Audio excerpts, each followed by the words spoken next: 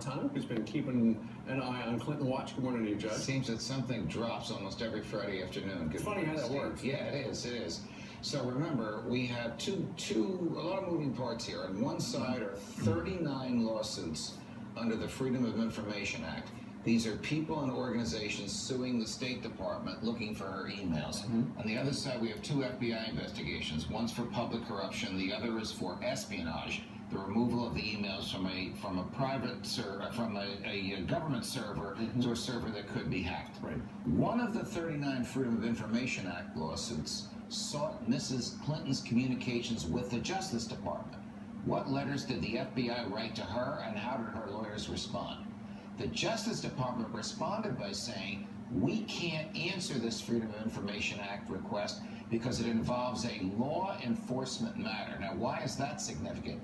That's significant because Mrs. Clinton has been saying for a year, this is not a criminal investigation of me, it's just a security investigation. You know what? We've got that soundbite. He cued it up so beautifully. I'll watch. I talked to Democrats, and they worry that somebody is going to get indicted.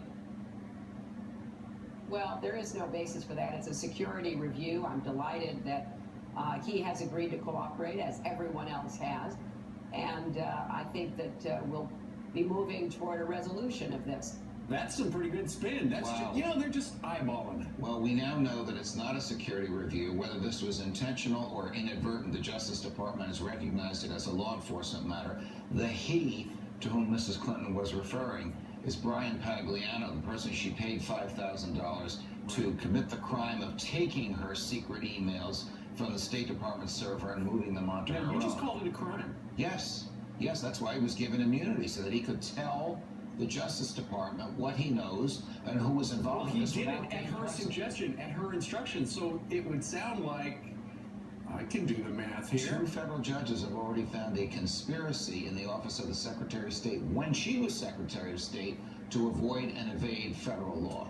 The question is, was she personally involved in the conspiracy? Surely. I don't know if you know the answer to this, but it's something that I've noticed. When Congress asks for different documents, it seems like they slow walk it or stonewall, and they don't actually, the State Department and stuff like that, they don't produce them. But with these Freedom of Information Act lawsuits, it seems like they've been able to collect more of the actual damaging email from back in the day. That's because the Freedom of Information Act lawsuits are supervised by life-tenured federal judges who don't care about the political fallout. And members of Congress are all in there for re-election.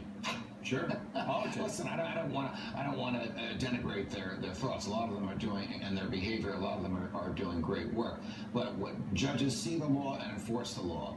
Congresses see the law and say, how is this going to help me? How is this going to help a cause that I believe in? Should we go hard or should we go easy? But this is the first time the Justice Department has acknowledged this is a federal law enforcement matter. But I doubt Mrs. Clinton will start saying that. Yeah, I don't think so either. When Bernie does, then we know there's trouble. Bernie dropped the ball by declining to discuss the emails. He might be ahead of her now had he done so. All right. Judge, thank you very much. You're welcome. The law and politics.